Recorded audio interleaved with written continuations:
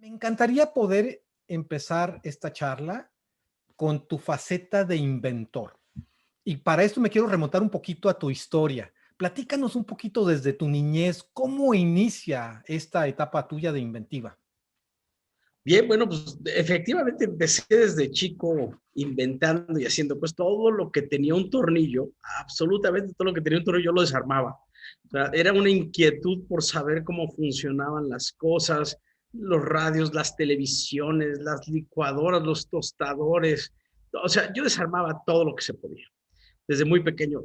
Tuve la fortuna de contar con el apoyo de mis padres porque, digo, veían que me sobraban piezas, que ya no prendía la televisión, pero todos no me regañaban y me dejaban hacer, pues decían, pues tu televisión ya te quedaste sin tele, ¿no? Es tu radio ya te quedaste sin radio, pero al menos no me reprimían por estar haciendo este tipo de cosas. Y mi curiosidad siempre fue muy grande acerca de entender cómo funcionaban las cosas. En ese aspecto, empecé a ser muy curioso y con lo que aprendía de una cosa de coches de control remoto, de aviones de control remoto, de televisiones, radios, yo me empecé a imaginar y decía, bueno, ¿qué serán estas cositas que están aquí adentro, ¿no? Del coche de radiocontrol, que eran las resistencias, los capacitores y los motores. Y como estaba muy pequeño, tenía 6 años, 5, 6 años, y yo no entendía, una vez fui a una librería y había un libro de circuitos electrónicos y entonces me acuerdo que mientras mis padres estaban viendo otros lados, yo saqué el libro, lo vi y veía, hace cuenta que estaba hablando en otro idioma, hace cuenta que yo lo veía y decía, no sé qué dice aquí, no entiendo nada, no sé qué dice. Yo aprendí a leer desde pequeño, pero no entendía lo que decía. Entonces le dije, papá, ¿me lo compras? Y me dice, papá, pero es un libro de circuitos electrónicos. Y yo, pues, sí, pero me encanta esto, no sé qué es, pero algún día lo voy a entender, ¿no? Entonces me lo compró. Es un libro que tengo mucho aprecio por él y que me llevó a entender la electrónica, analógica, digital.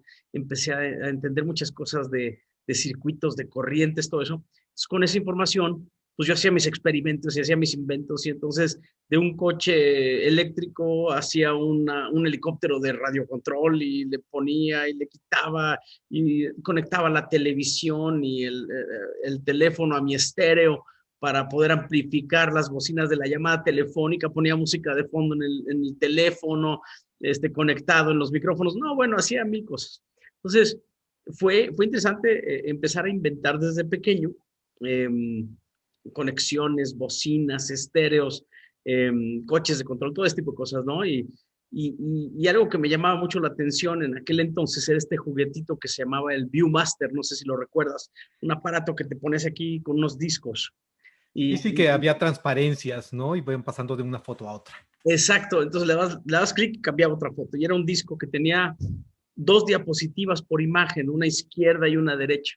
Entonces, yo me acuerdo que ese juguete en particular, pues yo no entendía cómo funcionaba, porque yo decía, ¿cómo es posible que me pongo algo aquí en la cabeza que es de plástico, con un disco de cartón, con unas imágenes, y yo veo como si estuvieran las cosas frente a mí, y no estaban frente a mí, ¿no? Entonces, era el efecto de tercera dimensión, donde las fotografías o las diapositivas eran ligeramente separadas entre el ojo izquierdo y el derecho.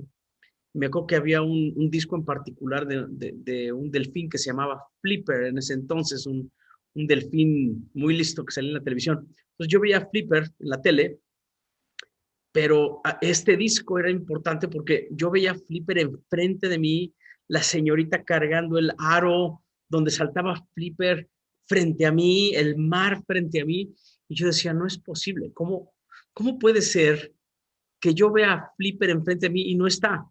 Y tenía ya 9 años más o menos en ese tiempo, y me acuerdo que yo veía Flipper en la tele y veía que se movía, pero no se veía real. Y yo me ponía el Viewmaster y veía que se veía muy real, pero no se movía. Entonces yo decía, debería ser increíble si alguien inventara un Viewmaster, pero que se mueva la imagen, que se vea como la televisión, ¿no? Sería muy real y sería en movimiento. Entonces, en ese momento surgió una gran inquietud por los temas de imagen y de tercera dimensión con el Viewmaster, ¿no? Y bueno, esa realmente fue la piedra angular de muchas cosas que construí después, ¿no? En mi infancia, también a los 13 años aprendí a programar en el Colegio Americano de Guadalajara. Ahí aprendí a programar a los 13 años con una Apple IIe en 1983.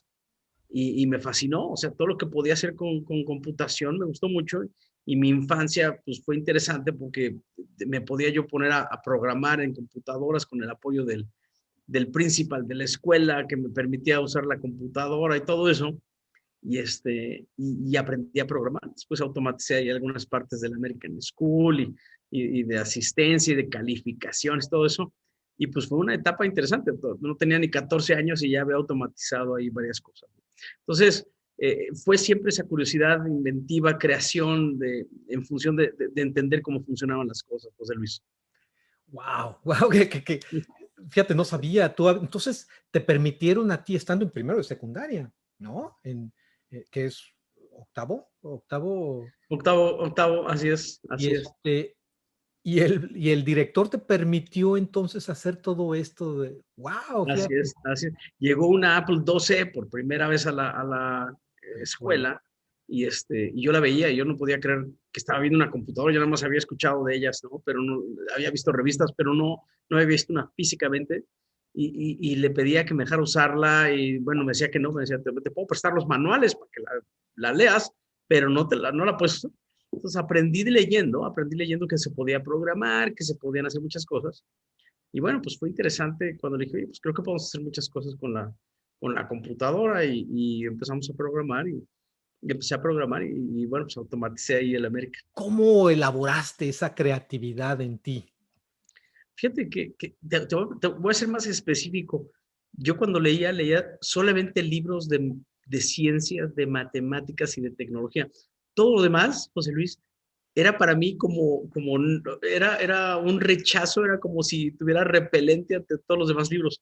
Pero lo que era tecnología, o sea, yo me lo leía todo. Y recuerdo que había una enciclopedia que habían comprado mis padres, una británica y después otra de ciencia y tecnología, ¿no? Y Recuerdo, ¿eh? Sí recuerdo esos tomos, la creo que británica, eran sí, 21 tomos, ¿no? La de así ciencia y es, tecnología. así es, la de ciencia y tecnología. Bueno, en mis ratos libres yo llegaba de la escuela y me ponía a leer página por página, desde la A hasta la Z, todos los proyectos de tecnología que venían ahí. Entonces, era para mí increíble aprender todo eso. Y decía, ¿por qué no lo estamos usando? ¿Por qué no lo tenemos? Las máquinas, o sea, naves espaciales, máquinas extrusionadoras de plástico, venía información sobre celdas solares desde entonces. Yo decía, qué maravilla, eso. Pero este era en 1984. Entonces, había la combustión interna de los automóviles, los autos eléctricos, la electricidad. O sea, era para mí, eh, era como o sea, así me alimentaba yo de ideas, leyendo todo lo que podía leer y me surgían mil ideas en la cabeza, ¿no? Entonces, leía las enciclopedias, leía estas de ciencia y tecnología, revistas de tecnología, lo que fuera, ¿no? Me gustaba mucho y esa curiosidad de entender cómo funcionaba y tratar de empezar a explicarme cómo iban las cosas, cómo funcionaban, ¿no? ¿Qué sugerencia les darías? ¿Cómo desarrollarlo? Bien, mira, primero que nada, si estamos hablando de jóvenes, a los padres de los jóvenes les diría apóyenlos, ¿no? Que eso es muy importante. Tener el apoyo y no la reprensión, no reprimir esa inquietud, ¿no? Y a todos los amigos que tienen y que compartimos esa inquietud de entender, de saber y desarmar, eh, bueno, obviamente con todas las medidas de precaución posibles, pero puedes investigar y puedes indagar sobre el funcionamiento de las cosas, desarmarlas, armarlas. Eh, cuando de repente encuentras algo, José Luis, que te quita el sueño, cuando encuentras algo que prácticamente no te cuesta trabajo dedicarle la mayor parte de tu día o de tu tiempo, que te desvelas, que pasas días y noches armando, desarmando, inventando, programando, y puede ser lo que sea, ¿eh? Puede ser armar, desarmar, construir, puede ser una nueva pieza musical, una escultura, puede ser una pintura, no importa qué disciplina sea, pero cuando te encuentres a ti mismo, no sé, programando hasta las 4:30 de la mañana, es cuando encuentras una pasión, es cuando encuentras algo que te gusta tanto y lo haces tanto y lo practicas tanto, que de la práctica lo haces muy bien, pero aparte de que lo haces muy bien, te gusta. Entonces, esa combinación de lo que haces muy bien y lo que te gusta, que se convierte en una pasión, que se convierte en em, híjole, es casi tu felicidad, o sea, de repente te provoca, o sea, cuando terminas un código de un software y funciona de maravilla, es la felicidad de ver que funciona lo que hiciste, o ver terminada tu obra de arte, o ver terminada tu pieza musical, o tu escultura, o ver terminado un trabajo, un proyecto, una maqueta, lo que sea.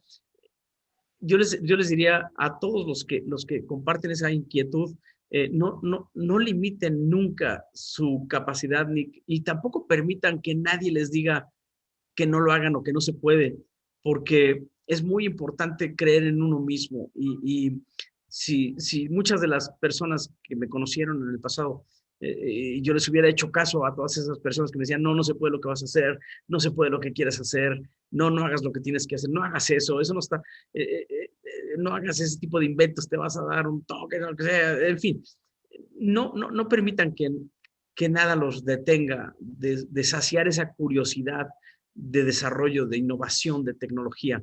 Yo creo que es muy importante eh, escuchar, ¿sí? Consejos también, recomendaciones muy bien, qué bueno, pero ustedes dentro de sí mismos llega un momento en que cada célula de tu cuerpo te dice que estás en lo correcto y lo haces, ¿no? Y funciona. Entonces, al menos desde mi experiencia así ha sido, ¿no?